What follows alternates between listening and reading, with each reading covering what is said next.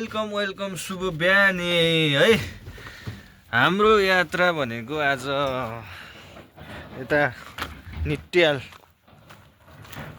निट्याल के रे निष्टी गाउँपालिका 4 आइपुगेको छ हाम्रो यात्रा भनेको आज। सो यहाँको भ्यू भनेको यस्तो गाइज है, पुरै यस्तो छ।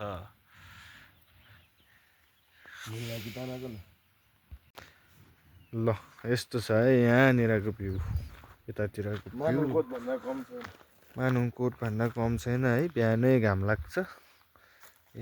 मेसिन पनि ध्वस्त भयो। आज 15 पुसको दिन है। आज हाम्रो छुट्टी छ है, छुट्टी हानेको भनौँ है। ध्वस्त भयो मेसिन पनि, पुरानो मैला भयो क्या एकदम धुलोले है। हामी चाहिँ धुन जाँदैछु है। सो आउने क्रममा भ्यू चाहिँ यस्तो छ यहाँको, देख सकते हैं